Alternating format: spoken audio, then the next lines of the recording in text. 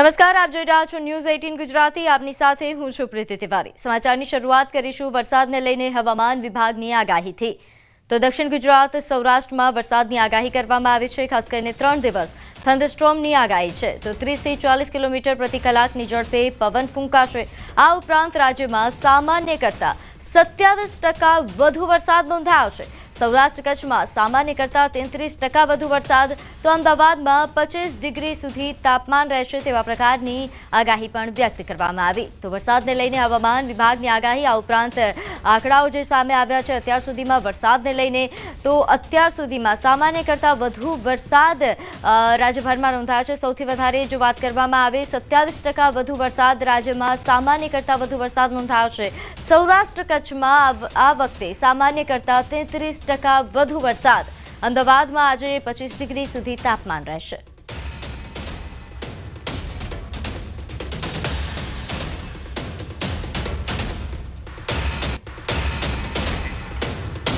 તો આગાહીકાર રમણીક વાંજાની ચંદ્રવાળી આગાહી, હજુ ધોધમાર વરસાદનો રાઉન્ડ ગયો નથી। ચંદ્ર પરના રાઉન્ડને આધારે તેમણે આગાહી કરી કે 17 સપ્ટેમ્બર સુધી ગાજવીજ સાથે વરસાદની આગાહી છે। સૌરાષ્ટ્રમાં ગાજવીજ સાથે વરસાદની આગાહી। તો આ વર્ષે મગફળીનું જંગી ઉત્પાદન થશે, પાછોતરો વરસાદ પણ સારો રહેશે તેવા પ્રકારની તેમણે આગાહી કરી। તો સાથે નવરાત્રિમાં પણ વરસાદની આગાહી કરવામાં આવી છે। 20 થી 25 સપ્ટેમ્બરમાં પણ વરસાદની આગાહી છે। તો કેટલાક વિસ્તારમાં 2 થી 5 ઇંચ ગાજવીજ સાથે વરસાદની સંભાવના।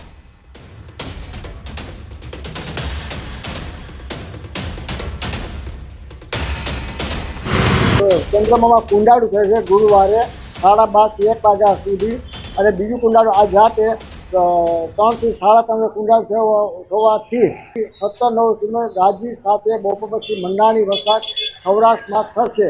અને આ પવનની દિશા બદલ આજે ઉત્તરા નક્ષત્ર બેસેલ હોવાથી વાંચા થયા, અને જે ન ખાય જાન તૂટ્યા, અને ખેડૂતોને પાક પાણીમાં પણ મગફળીમાં અમુક જગ્યાએ નુકસાન આવશે, અમુક જગ્યાએ લાભ થશે।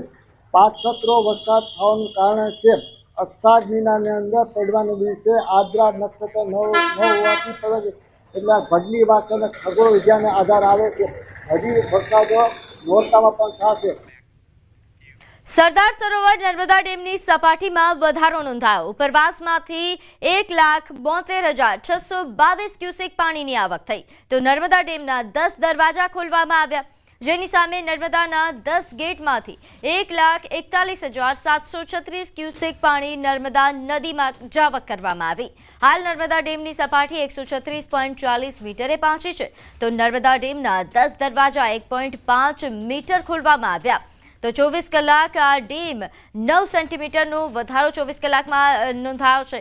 તો નર્મદા ડેમની મહત્તમ સપાટી 138.68 મીટર છે। નર્મદા ડેમ હાલ 93% ભરાયો। જેને લઈને વધુ વિગત સાથે આપણી સાથે સંવાદદાતા દીપક જોડાઈ ગયા છે। દીપક, હાલ નર્મદા ડેમની પરિસ્થિતિ વિશે જણાવશો। બિલકુલ પ્રતિ ખાસ વાત કરીએ તો જે સરદાર સરોવર નર્મદા ડેમ છે, જેને ઉપરવાસમાં મધ્યપ્રદેશમાં સારો વરસાદને લઈ હાલ નર્મદા ડેમના ઉપરવાસમાંથી 1,72,000 જેટલું ક્યુસેક પાણીની આવક થતા નર્મદા ડેમના 10 દરવાજા ખોલવામાં આવ્યા છે। છેલ્લા 5 દિવસ પહેલા જ 5 ગેટ હતા, પરંતુ ગઈકાલથી બીજા 5 ખોલતા એટલે 10 ગેટ ખોલવામાં આવે છે।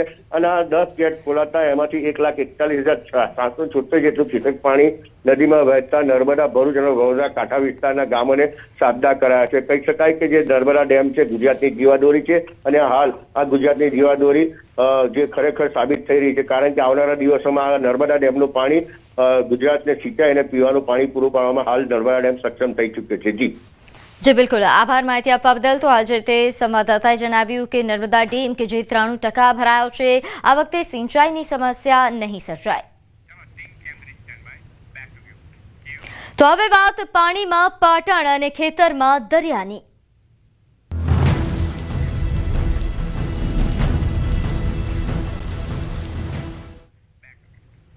પાટણના સાંતલપુર પંથકમાં પૂરના પ્રકોપે હાહાકાર મચાવ્યો છે। ખેતરો પાણીમાં ગરકાવ થયા છે, તો ખેડૂતોની મહેનત પાણીમાં વહી ગઈ છે। મોટા પ્રમાણમાં ઊભો પાક નષ્ટ થયો છે, જમીન ધોવાઈ ગઈ છે। રવિ સિઝન માટે પણ ખેતરો અનુકૂળ રહ્યા નથી। ન્યૂઝ 18 ગુજરાતીની ટીમે પંથકમાં જઈને સ્થિતિનો ચિતાર મેળવ્યો।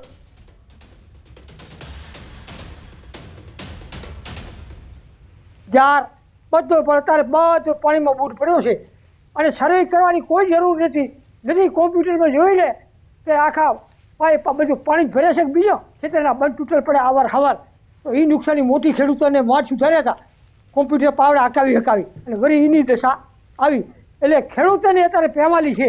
લીમગામડાના ખેડૂતો હાલ પાયમાલ થઈ ગયા છે. માલધારીઓ અને ખેડૂતો પાયમાલ બહુ નુકસાન છે મોટું. આખા સાંતલપુર તાલુકામાં છે પણ લીમગામડામાં બહુ નુકસાન છે મોટું.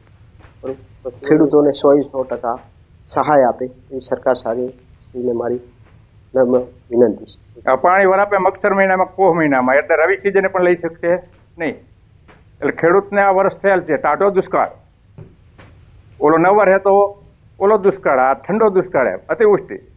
એટલે આવા ટાઈમે જો કાંઈ સરકાર સહયોગ કરશે તો જ ખેડૂત જીવી શકશે, ને કે ખેડૂતને જીવવું અત્યારે મુશ્કેલ છે. ટ્રેક્ટરના કમસે કમ 30,000 થી 35,000 રૂપિયા ખર્ચો થાય વાવેતર કરો. તમે અડદ વાવો, એરંડા વાવો કે બીટી કપા વાવો કે ગવાર વાવો, આ બધો જ પાક અમે ઊભો તૈયાર કરીને રાખ્યો તો એના ઉપરથી વરસાદ પડ્યો એટલે બધો જ પાક રહ્યો એ નિષ્ફળ ગયો. ને જેમ 2017માં જેમ પૂર આવ્યું હતું પાણીનું, એવી સ્થિતિ આજે ધોણ વધારે છે જમીન, કે 4 થી 5 વર્ષ તો આ જમીન ધોણ થઈ ગઈ, કાંઈ મોલ જ ઉગશે નહીં. તો ખેડૂતોનું કહેવું છે કે 1 હેક્ટરે 25,000 થી 50,000 રૂપિયાનો ખર્ચ કરીને ઊભો પાક તૈયાર કર્યો, પરંતુ પાક એ પૂરના કારણે એક ક્ષણમાં નષ્ટ થયો છે. પશુપાલકો પણ કફોડી હાલતમાં છે. ઘાસચારો પૂરમાં તણાઈ ગયો છે. પશુઓ ભૂખ્યા છે અને દૂધ ઉત્પાદનમાં પણ 30 થી 35% ઘટાડો આવ્યો છે. 30 થી 35% જેવું તો હાવ ઘટી જ ગયું છે દૂધ. જે 350 કે 400 જેવું હતું એની જગ્યાએ 250 થી 350 જેવું જ આવે છે દૂધ. એટલે વરસાદના હિસાબે પશુપાલકોને ચારો ચરે ઊંચાઈ નથી. ખેતરમાં જે બધું ચારો વાયો તો એ વરસાદના હિસાબે હાવ નષ્ટ થઈ ગયો છે ને આમ હળી ગયો છે પાણી ભરી રહ્યો એના હિસાબે. એટલે અત્યારે ખેડૂતોને તો કોઈ ઘાસચારો ખવડાવ્યું કોઈ રહ્યું જ નથી. પાણી ભરું ચા જવાય એમ નહીં. ઘરેથી 9 વાગે ચાય ના મળો, ચા જવાય જ નહીં થિયેટરમાં. પાણી ભરો હવે રખડીને જાશો પાછો, કોઈ ગામમાંથી આવશે 2 ટોપલા જ નાખશો. નથી ભૂખો. દૂધમાં તો ફેર જ પડી જાય ને ખાધા વગર. અઠવાડિયાથી ભૂખો હે. સાંતલપુર તાલુકામાં પૂરને કારણે ખેડૂતોના તો હાલ બેલ થયા છે, પરંતુ ઘાસચારો ન હોવાના કારણે પશુઓ પણ ક્યાંક ભૂખ્યા વાળામાં જ પૂરવાની સ્થિતિનું નિર્માણ થયું છે. દ્રશ્યો બતાવીશ.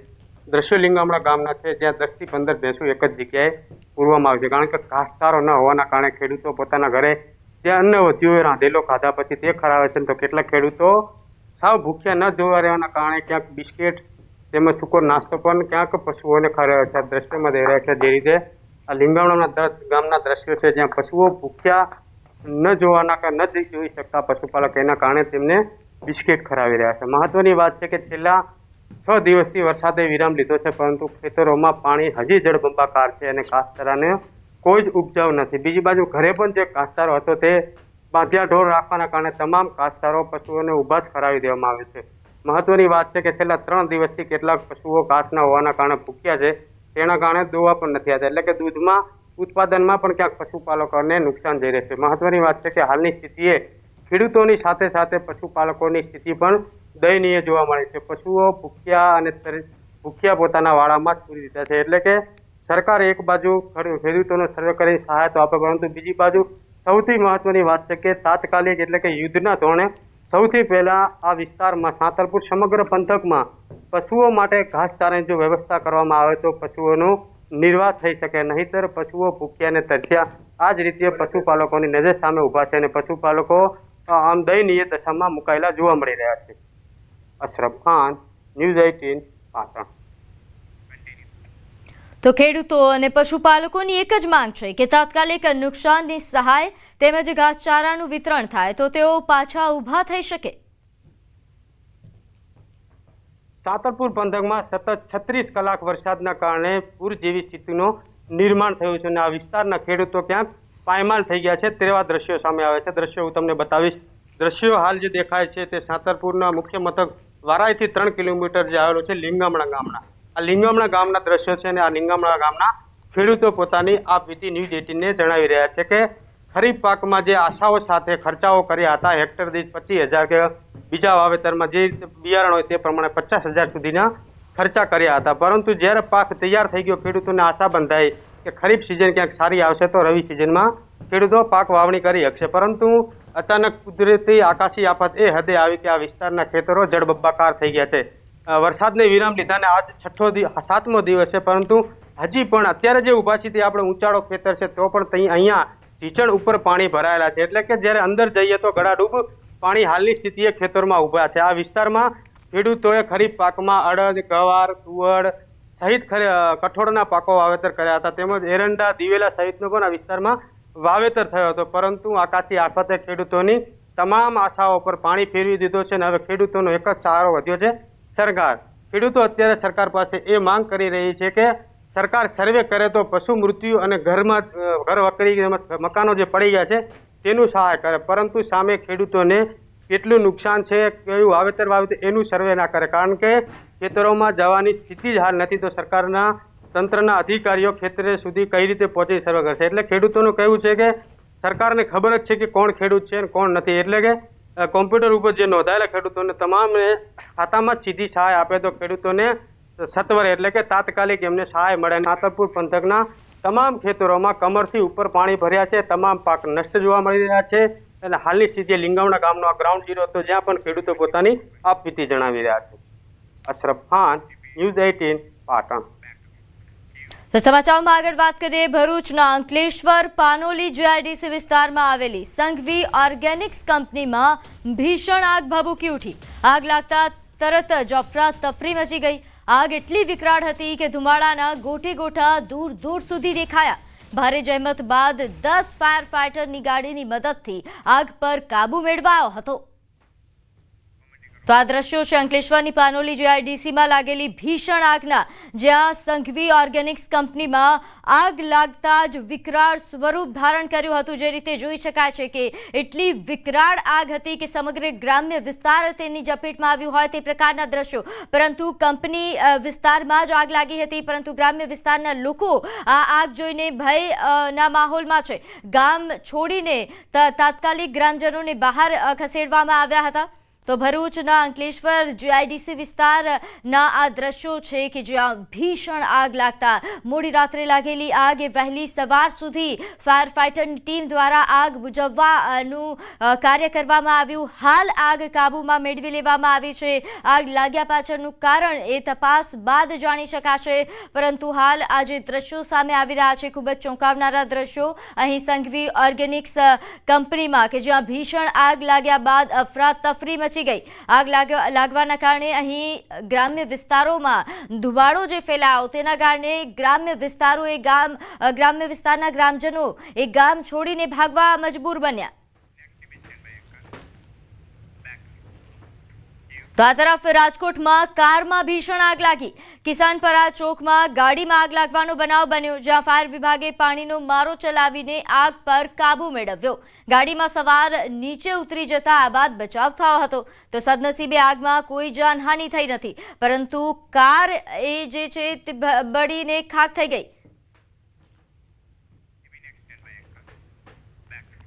તો મહેસાણાના નાગલપુર વિસ્તારમાં પણ કારમાં આગ લાગી. પેટ્રોલ પંપ પાસે જ કારમાં આગ લાગી હતી. રાત્રિ દરમિયાન કારમાં આગ લાગતા અફરાતફરી મચી ગઈ. મહેસાણા ફાયર ટીમ આગ પર કાબુ મેળવવા માટે પહોંચી અને આગ પર કાબુ મેળવવામાં આવ્યો. આગ લાગતા જ કાર બળીને ખાખ થઈ.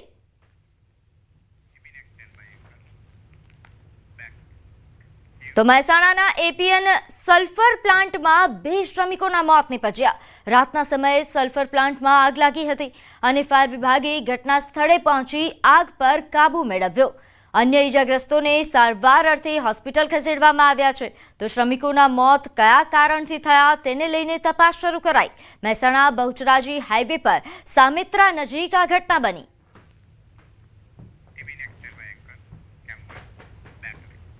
આગળ વાત કરીએ અમદાવાદના વિરાટનગર વિસ્તારમાંથી ચકચારી ઘટના સામે આવી. વિરાટનગર કોર્પોરેશન ઓફિસની સામે આવેલા પાર્કિંગમાં પાર્ક થયેલ મર્સિડીઝ કારની ડેકીમાંથી બિલ્ડરનો મૃતદેહ મળી આવ્યો. આ મૃતદેહ બિલ્ડર હિંમત રૂડાણીનો હોવાનું સામે આવ્યું છે. ઘટના અંગે પોલીસને જાણ થતાં જ પોલીસ તાત્કાલિક ઘટના સ્થળે પહોંચી હતી અને ઘટના સ્થળેથી પોલીસને કારની ડેકીમાંથી બિલ્ડરની હત્યા કરાયેલી હાલતમાં મૃતદેહ મળી આવ્યો. જોકે તેમની હત્યા કોણે કરી છે અને કયા કારણોસર કરવામાં આવી તે સામે આવ્યું નથી. હત્યા પાછળ ધંધાકીય અદાવત જવાબદાર છે કે અન્ય કોઈ કારણોસર હત્યા થઈ તે તપાસ બાદ સામે આવશે. હાલ પોલીસે મૃતદેહનો કબજો લઈને સીસીટીવી ફૂટેજ મેળવવા માટેની કામગીરી શરૂ કરી છે અને તપાસ શરૂ કરવામાં આવી છે. ચેક કરતા એક મર્સિડીઝ ગાડી હતી. મર્સિડીઝ ગાડીની ડેકીમાં એક બિલ્ડર છે જેમનું નામ છે હિંમતભાઈ રૂડાણી, જેમની ડેડ બોડી અંદર પડેલી હતી અને જેમની ચપ્પુના ઘા મારી મૃત્યુ નિપજાવેલું તેવું હવે પ્રાથમિક તપાસમાં ધ્યાનમાં આવેલું છે. જે બાબતે આગળ એમના જે દીકરા છે એમના દીકરાની ફરિયાદ લઈને આગળની કાર્યવાહી ચાલુ છે. અમદાવાદમાં હત્યાનો સિલસિલો યથાવત છે. ગઈકાલે જ્યારે પાલડીનો બનાવ બન્યો હતો અને ત્યારબાદ આજે વિરાટનગર એટલે કે ઓઢવ પોલીસ સ્ટેશનની હદમાં હત્યા કરાયેલી હાલતમાં એક યુવકની લાશ મળી હતી. માનવામાં આવી રહ્યું છે કે આ યુવાનનું નામ જે છે એ હિંમત રૂડાણી છે, જેની બંધ મર્સિડીઝ કારની અંદર પાછળની જગ્યાએથી જે ડેડ બોડી મળી આવી છે તે અંગે અત્યારે હાલ એફએસએલની ટીમ, ઓઢવ પોલીસ અને તમામ ઉચ્ચ અધિકારીઓ જે છે તે ઘટના સ્થળે પહોંચી આ બાબતે તપાસ કરી રહ્યા છે. ભાજપના નેતા જે છે તે પણ અહીંયા આગળ ઉપસ્થિત જોવા મળી રહ્યા છે. તે પણ તે બાબતની ખરાઈ કરી રહ્યા છે કે તેની હત્યા કેવી રીતે થઈ, પરંતુ અત્યારે હાલ એફએસએલ જે છે તે આ બાબતે તપાસ કરી રહ્યો છે. અનેક સંખ્યાબંધ જે ટોળાઓ છે ઘટનાની જાણ થતાં અત્યારે હાલ અહીંયા ઘટના સ્થળે એટલે કે વિરાટનગરથી આસપાસ જે આ ઘટના છે ત્યાં આગળ આવી પહોંચ્યા છે. માનવામાં આવ્યું છે કે આ હત્યા કરેલી હાલતમાં લાશ જે છે તે ગાડીમાં પડી હતી અને તે બાબતે અત્યારે હાલ ઓઢવ પોલીસની ટીમ તપાસ કરી રહી છે. કેમેરામેન અમિત શર્મા સાથે મૌલિક દામેચા, ન્યૂઝ 18 ગુજરાતી, અમદાવાદ. તો અમદાવાદના જાલિસના ગામે ફાયરિંગની ઘટના સામે આવી. પૈસાની લેતી દેતી મામલે ફાયરિંગ કરવામાં આવ્યું. જાલિસના ગામ પાસે આવેલ સન આર્કેડમાં ફાયરિંગનો આ બનાવ બન્યો કે જ્યાં વિષ્ણુ શર્મા નામના શખ્સે દુકાનદાર પર ફાયરિંગ કર્યું. દુકાનમાં કામ કરનાર મજૂરને સોંપેલી ઉઘરાણીને લઈને મામલો ગરમાયો હતો. 10,000ની ઉઘરાણી મુદ્દે દુકાનદાર પર ફાયરિંગ કરવામાં આવ્યું.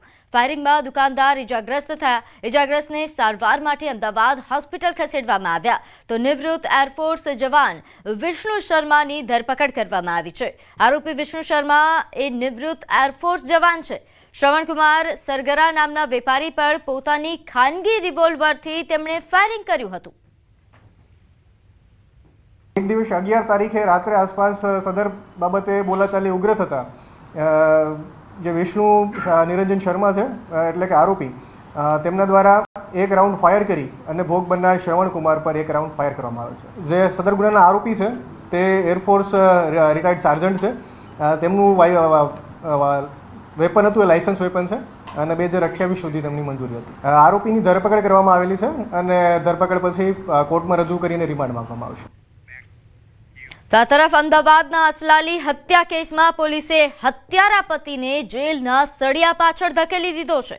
ઘર કંકાસમાં પતિએ પત્નીનું ગળું દબાવી હત્યા કરી હતી અને જે બાદ પોતે જ પોલીસને ફોન કરી હત્યાના બનાવને આત્મહત્યામાં ખપાવવાનો પ્રયત્ન કર્યો. જોકે શરૂઆતથી જ પતિની ભૂમિકા શંકાસ્પદ લાગતા પોલીસની ઉલટ તપાસમાં પતિની કરતૂતનો ભાંડો ફૂટ્યો અને પતિ વિક્રમ રાવળે જ ગળે ટૂંપો આપીને પત્નીની હત્યા કરી હોવાનું સામે આવ્યું.